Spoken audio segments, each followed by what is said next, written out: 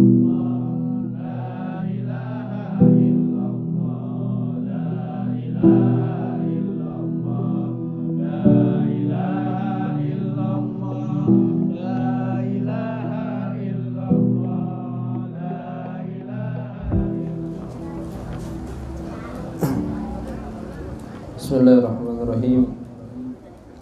Assalamualaikum warahmatullahi wabarakatuh. Bismillah, alhamdulillah, wassalatu wassalamu ala sayyidina Rasulillah Sayyidina Muhammad ibn Abdullah wa ala alihi wa sahbihi wa man wala. Subhanaka la ilma lana illa ma 'allamtana innaka antal alimul hakim.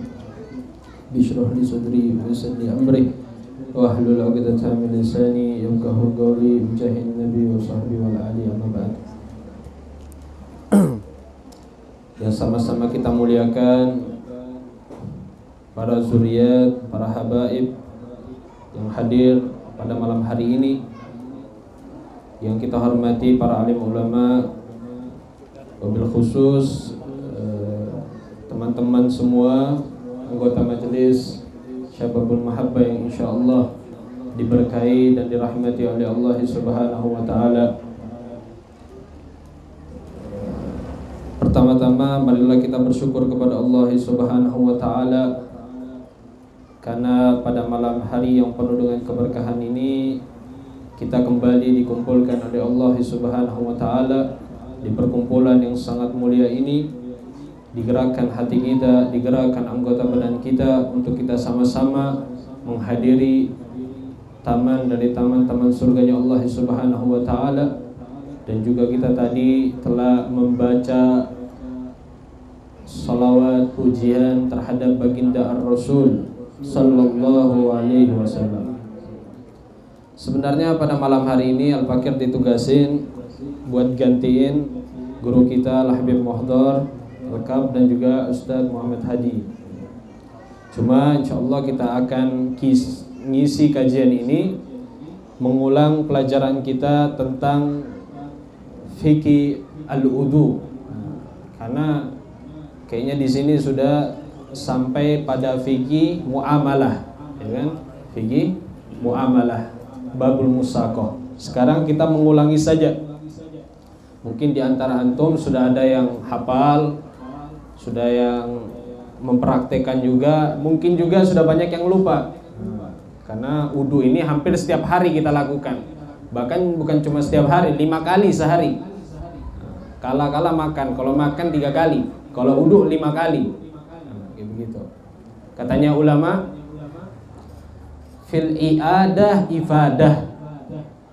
Di dalam mengulangi sesuatu itu ada faedahnya.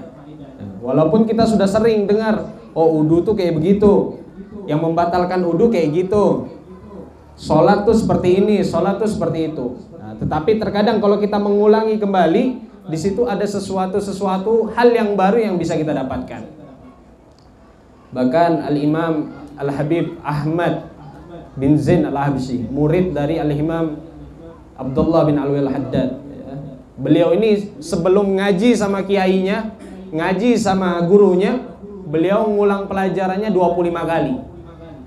25 kali. Sekali belajar pelajaran 25 kali diulangi sama gurunya. Ya. Bahkan Al-Imam Abu Ishaq As-Syirazi, beliau ngulangi pelajarnya 1000 kali, bukan 25 kali lagi. 1000 kali, Saudara. Ya kalau kita ini ya sekali 2 kali saja. Paling enggak kita mengamalkan yang kita dengar, insyaallah dapat pahala. Ya, jadi malam hari ini kita ngulangi tentang fikih wudu. Ya. Fikih tentang wudu. Jadi fikih itu terbagi menjadi 4. Fikih di dalam kitab fikihnya para ulama terbagi menjadi 4.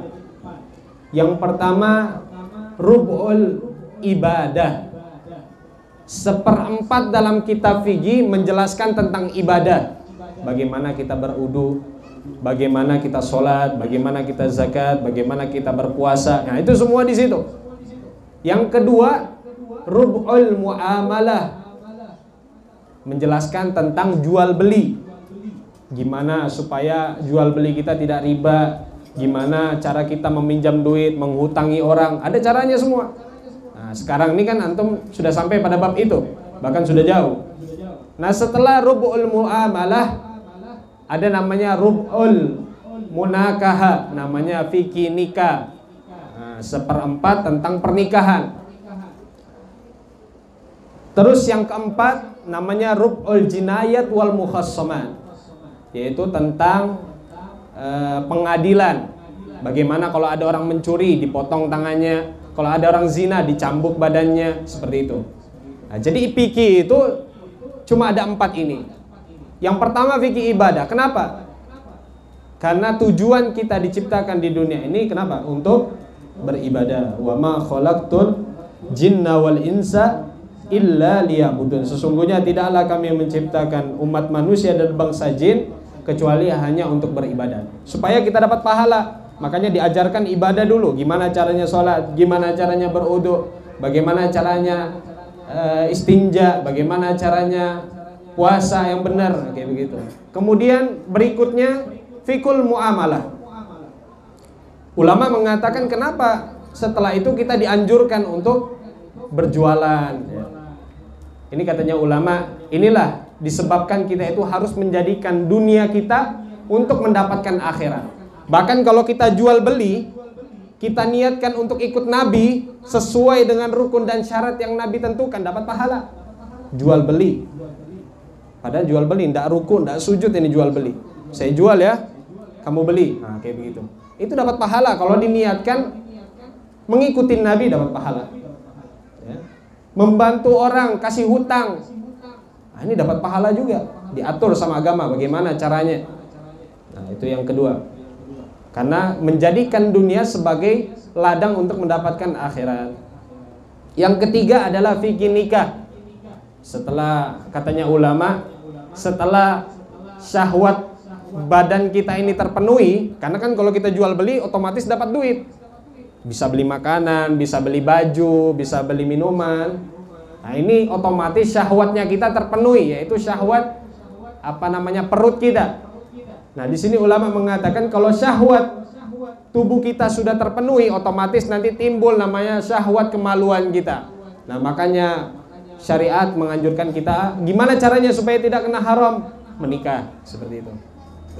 Setelah terpenuhi syahwat kemaluan kita, nah, baru di situ timbul masalah. Banyak orang mencuri lah, ada orang berzina lah, ada orang begal. Di situ semua dijelasin. Nah, makanya ada bab tentang hukum-hukum Islam. Kalau orang ngina Nabi, dipotong kepalanya, bisa kayak begitu. Dijelasin semua di situ.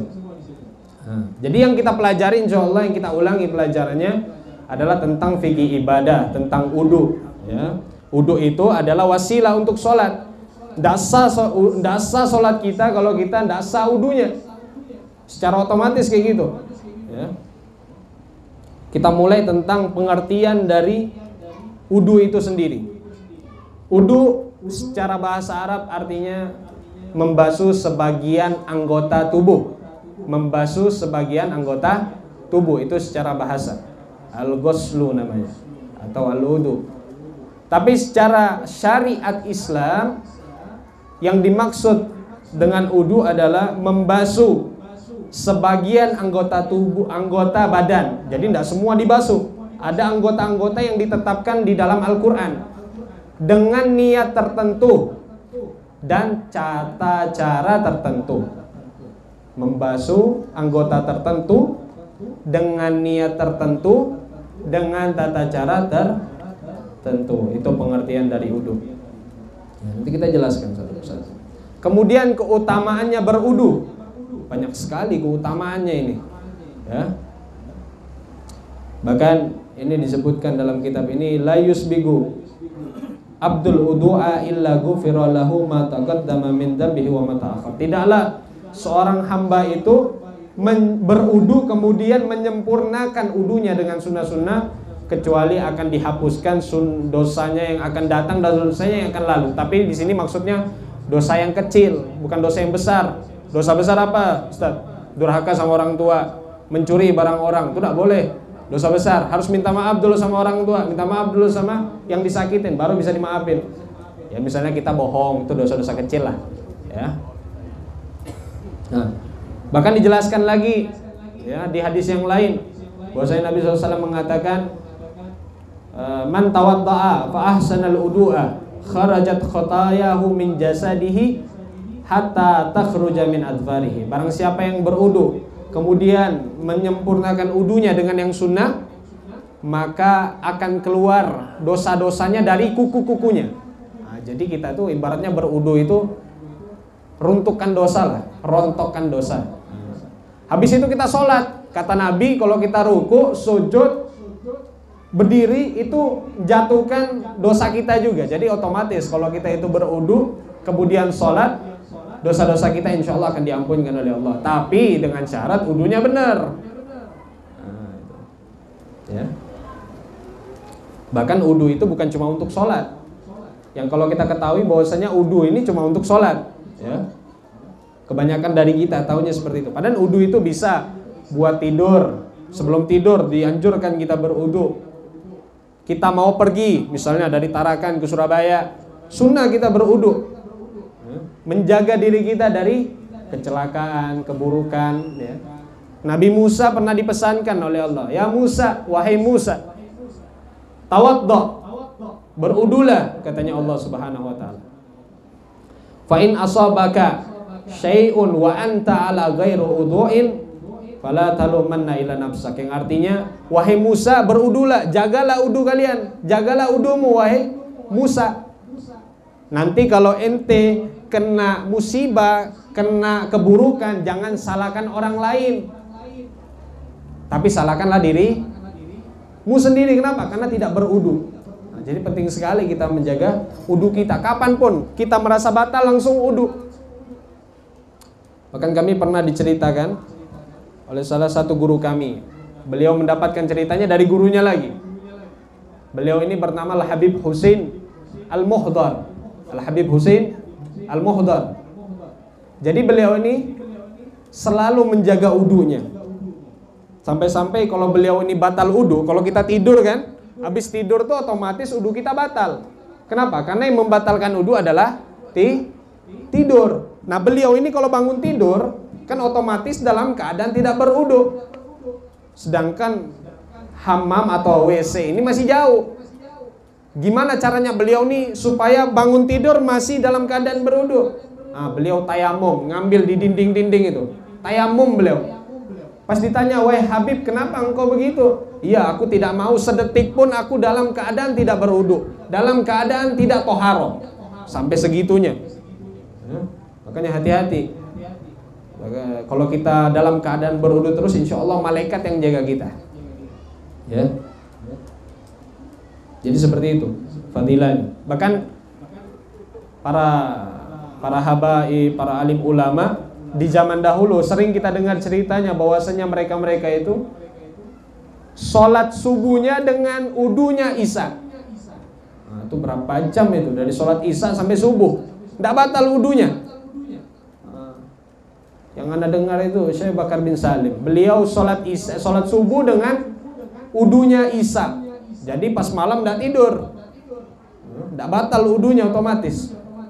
Terkadang kita saja kalau tidak tidur itu sulit jaga udu. Kadang kentut lah, kadang kencing lah, kadang buang air besar. Ini beliau enggak nih, tidak tidur, wala kentut, wala segalanya tidak batal. Beribadah terus kepada Allah Subhanahu Wa Taala. Luar biasa. Nah, terus kita melanjutkan tentang rukun-rukun udu. Nah ini berapa rukun udu? Berapa? 6. Ya, rukun udu itu cuma ada 6. Perlu diingat, rukun udu cuma ada 6. Tidak 5, tidak 4, tidak 7, tidak 8. Harus tahu bilangannya, karena kalau kita tidak tahu bilangan kadang bingung. Ustadz, ini basuh telinga ini wajib kah sunnah ya? Kadang aku pakai juga nih pas habis basuh kepala. Nah, makanya kita harus tahu urutan dan juga hitungan. Oh cuma ada 6, apa saja? Pertama, nih niat. Yang kedua, basuh wajah. Yang ketiga, basuh tangan sampai siku-siku. Yang ketiga, 4, mengusap sebagian rambut yang ada di kepala. Ya. Yang kelima, basuh kaki sampai mata kaki. Yang terakhir adalah berurutan atau yang kita kenal dengan tertib. Nah, cuma 6 ini. Selain itu adalah sunnah. Ya. Basuh apa itu? Matmado, masukkan air ke dalam mulut, sunnah. Masukkan air ke dalam hidung, apa namanya? Istinsyak. Keluarkan, namanya istinsyar, itu sunnah.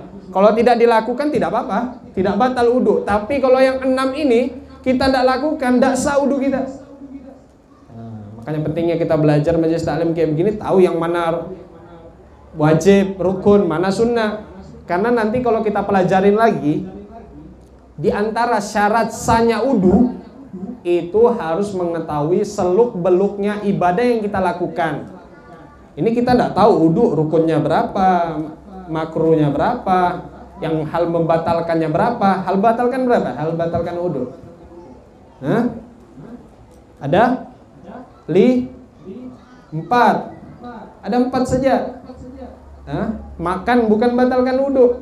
Yang batalkan wudu itu keluarnya sesuatu dari lubang depan, lubang belakang. Mau itu secara kentut ke, buang air besar. Bahkan kalau emas pun keluar, batal. Itu yang kedua. Yang pertama. Yang kedua, bersentuhan laki-laki sama harim yang bukan mahram, batal. Yang ketiga, tidur, hilangnya akal, mabuk, pingsan, batal. Yang keempat, menyentuh kemaluan dengan telapak tangan. Telapak tangan ini namanya. Kalau ditutup, ini telapak tangan namanya. Kalau kita sentuh kemaluan kita yang laki-laki pakai beginian, tidak batal. Ya, tapi kalau kencing batal. Ya, cuma ada 4. Jadi yang pertama adalah niat. Kita berudu harus berniat. Kalau kita tidak niat, tidak sah wudu kita. Nah, kadang kita tahu niat, tapi apa yang dimaksud dengan niat itu sendiri? Hukum niat ada 7. Niat saja hukumnya ada 7. Pertama, pengertian atau definisi dari niat. Niat itu artinya qasdu syai'i muqtarinan bi fi'lih. Merencanakan, menginginkan sesuatu berbarengan dengan pekerjaan. Menginginkan sesuatu berbarengan dengan pekerjaan. Karena nanti di bahasa Arab itu dibedakan, ada namanya niat, ada namanya azmun. Kalau azmun ini juga qasdu syai', menginginkan sesuatu, merencanakan sesuatu, tapi tidak berbarengan dengan pekerjaan. Kalau kita bahasa Indonesia ya sama. Oh, nanti aku jam 2 sholat zuhur ya. Nah, itu niat juga namanya kalau dalam bahasa Indonesia. Tapi kalau dalam bahasa Arab itu dibedakan.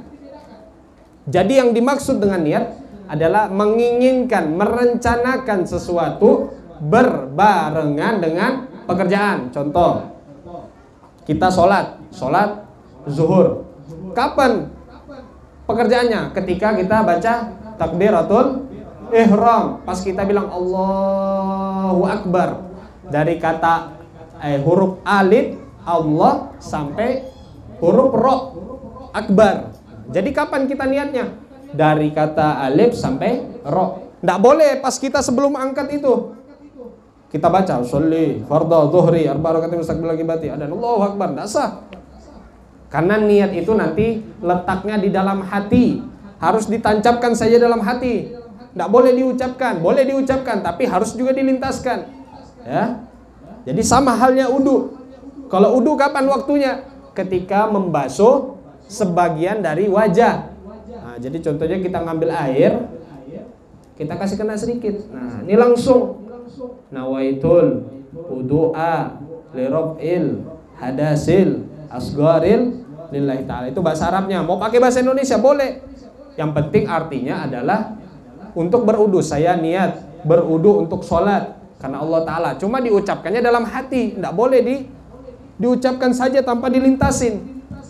Atau mau pakai bahasa apa saja, bahasa Banjar, bahasa Bugis, terserah, boleh. Yang penting artinya adalah berudu, ya. Jadi titik fokusnya adalah harus berbarengan dengan pekerjaan. Sebelum pekerjaan tidak sah, sesudah pekerjaan apalagi. Ya. Nah, jadi harus betul-betul bebarengan. Kita ngambil air, ya, ngambil air harus dikasih kena dulu kepalanya sedikit, baru niatkan dalam hati kita seperti itu. Itu pengertian niat. Yang kedua, tempatnya hukumnya niat. Niat itu hukumnya wajib bagi ibadah yang butuh kepada niat. Ada ibadah yang tidak butuh kepada niat. Ada apa? Berbakti kepada orang tua, tidak perlu niat. Saya niat berbakti kepada orang tua, tidak perlu. Ya. Atau apalagi bantu orang kecelakaan, saya niat bantu orang kecelakaan, tidak perlu niat, langsung bantu saja. Ya. Apalagi azan tidak perlu niat. Nah, tetapi kayak sholat, berudu, ya, zakat, berpuasa itu butuh sama niat semuanya. Jadi kalau kita tidak berniat, otomatis ibadahnya batal atau tidak sah. Kemudian yang ketiga, yang pertama pengertian, yang kedua adalah tempatnya, hukumnya. Yang ketiga tempatnya niat. Niat perlu diperhatikan, tempatnya hanya di dalam hati. Terus Ustaz, kalau diucapkan itu apa Ustaz? Itu namanya talafud. Dan hukumnya di madhab Imam Syafi'i, hukumnya adalah sunnah. Hukumnya Kadang kan kalau ada imam sholat tuh, sholli fardhu asyari arba'a raka'atin mustaqbilal kiblati. Kadang diucapin sama imam. Nah, itu hukumnya sunnah. Apa gunanya? Supaya hati kita ini tidak lalai. Ini kita ini mau sholat, hati ini sholat, mau sholat ini, jangan kemana-mana hatinya. Takutnya kadang kita itu sering pengalaman, ya. Kadang kita berniat Allahu Akbar usolli, padahal sholat asar, tapi niatnya sholat subuh. Kadang kayak gitu. Kenapa? Karena kita dari pertama tidak hadirkan niat itu. Nah, makanya ulama mengatakan sunnah hukumnya. Kita diam dulu sejenak, tenang dulu, jangan terlalu terburu-buru, hadirkan dulu niat. Ini saya mau sholat asar, saya mau sholat asar 4 rakaat karena Allah Ta'ala, baru Allahu Akbar, seperti itu. Sama juga berudu, kayak gitu, tenang dulu, hadirkan niat, ucapkan dulu, baru lintaskan di dalam hati. Itu yang ketiga. Yang keempat adalah waktunya niat. Waktunya niat tadi kita sebutkan kapan? Awal ibadah. Kalau sholat takbiratul ihram, kalau wudu ketika basuh wajah. Karena kenapa? Karena ada ibadah itu yang tidak sah malahan kalau di awal waktu. Nah, ini dikecualikan ya. Niat itu semuanya di awal waktu kecuali ini ibadah. Kita ambil satu saja, contohnya berpuasa. Berpuasa yang wajib bulan Ramadan. Ini tidak boleh niatnya di awal waktu, tidak sah. Karena kenapa? Kita itu di dalam puasa ada namanya wajib tabyid, memalamkan yang namanya niat. Niat itu harus dimalamkan, ditidurin dulu.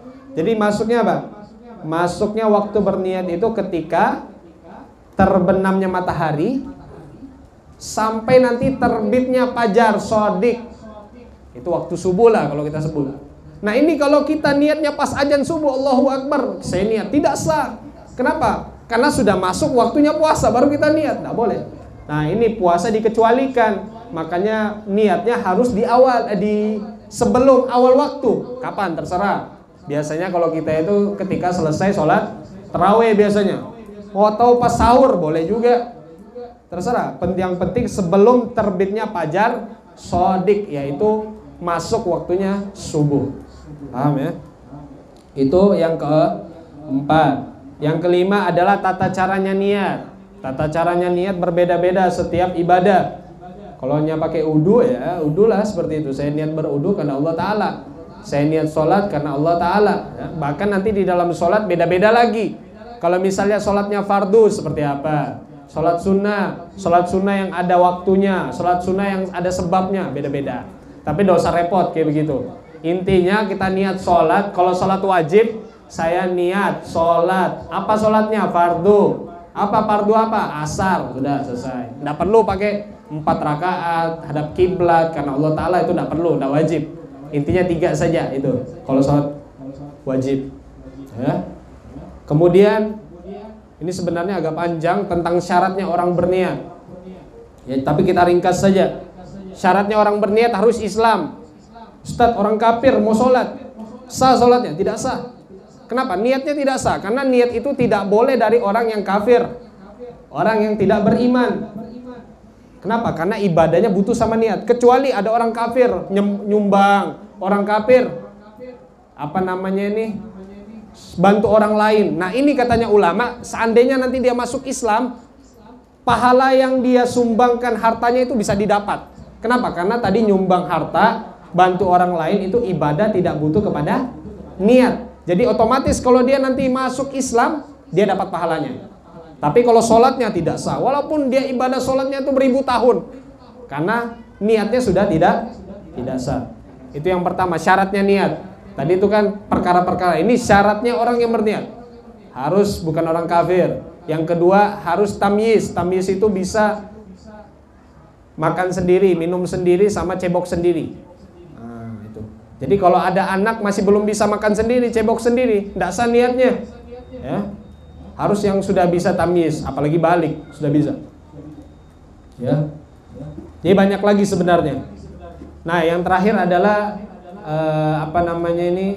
fungsinya niat, tujuannya niat. Apa tujuannya niat itu, Ustaz? Tujuan niat itu supaya membedakan yang mana ibadah, yang mana pekerjaan biasa. Contoh, kadang kita ini masuk masjid. Apa disunahkan, apa kita masuk masjid? Iktikaf. Iktikaf ini butuh sama niat. Nah, inilah kalau kita niat iktikaf, selama kita masih ada di masjid, tidak ngobrol, tidak ghibah, tidak membicarakan sesuatu yang haram, itu masih dapat pahala walaupun kita tidur. Kita sholat subuh, habis sholat subuh tengantuk kita di dinding, tertidurlah dari jam 5 sampai jam 11. Nah dari jam 5 sampai jam 11 itu kita masih dapat pahala.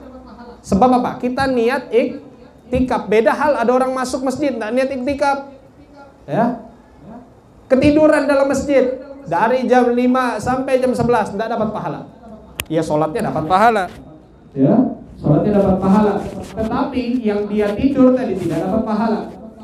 Kenapa? Sebabnya nih niat, ya seperti itu. Jadi yang pertama adalah niat. Kita kembali ke rukun yang niat. Niatnya ketika membasuh sebagian dari wajah. Nah, sekarang kita ke rukun yang kedua. Singkat saja rukun yang kedua. Rukun yang kedua ini adalah wajah, membasuh wajah.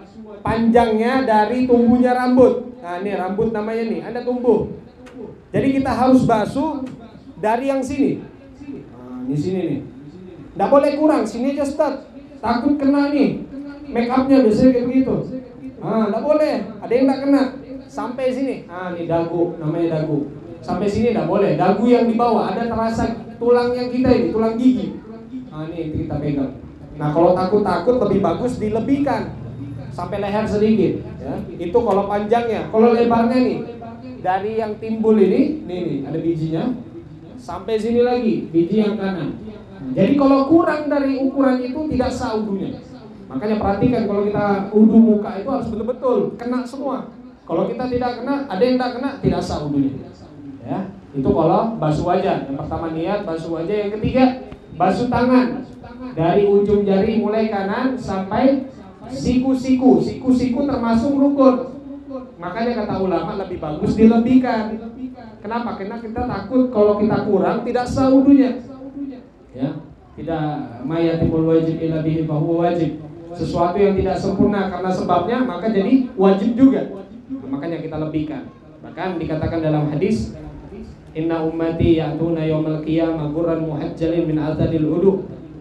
Faman istata'a minkum an yutilla ghurratahu falyaf'al. Barang kata Nabi, nanti umatku datang di hari kiamat muka sama wajahnya bersinar min azaril wudu, karena sebab dia sering berudu dulu di dunia. Maksudnya apa kata ulama? Dia pas berudu itu suka dilebihkan. Lebihkanlah sampai sini lengan. Ya. Wajahnya dilebihkan sampai leher gitu. Ya. Jadi dari ujung jari sampai siku-siku dilebihkan. Itu dari yang kanan, yang kemudian yang kiri. Sekali aja bisa sebenarnya. Ya, hemat air. Tapi kalau 3 kali dapat sunnah. Itu yang ketiga. Yang keempat adalah mengusap, bukan membasuh ya. Kalau di mazhab Imam Syafi'i mengusap itu walaupun cuma 1 helai, contohnya rambut Upin Ipin. Rambutnya 1 saja, itu aja yang dia usap, boleh. Atau rambutnya pun tidak ada, boleh. Ya, kulitnya katanya ulama, kulitnya saja. Apalagi semuanya. Ya. Kalau di mazhab yang lain harus basah. Contohnya mazhab Imam Malik. Imam Malik ketika kita haji harus basah semuanya. Tidak boleh 1 saja yang basah. Kalau mazhab Imam Syafi'i agak ringan. Kita kalau misalnya takut Ustaz ini mau jalan kita ini Ustaz, rambut harus rapi nih, sedikit aja. Nah, boleh. Yang penting rambutnya ada di bagian kepala. Nggak boleh rambutnya misalnya, Ustaz ini rambut sampai sini Ustaz, yang dibasuh sini saja, nggak boleh.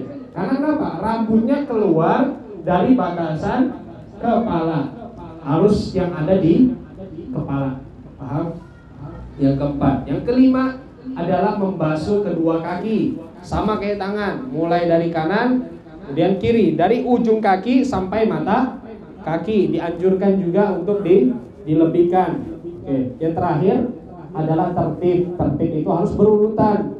Niat dulu, basuh wajah dulu, habis itu basuh tangan, habis itu ngusap rambut yang ada di kepala, habis itu ngusap kaki. Tak boleh, Ustaz saya mau beda Ustaz, kaki dulu baru tangan.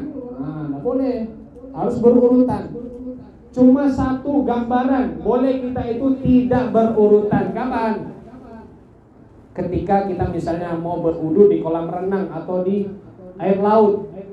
Nah, ini saya mau sholat duha ini, berenang dulu, nyemplung, masuk ke dalam air kolam renang, airnya 2 kula, ya kan? Masuk kan otomatis tidak mungkin langsung ke permukaan, dalam dulu dia. Nah, ini katanya Imam Nawawi, kalau kita niat saja, kita tidak perlu gosok-gosok lagi, tidak perlu muka, tidak perlu berurutan. Ketika kita muncul di permukaan, otomatis kita dalam keadaan berwudu. Nah, itu tidak tertib, tidak apa-apa. Tapi yang penting niat, jangan nyemplung tanpa niat, sama saja. Nyemplungnya. Tapi katanya Imam Rafi'i, Imam Nawawi itu khilafnya Imam Rafi'i. Nah, Imam Rafi'i mengatakan harus diam dulu.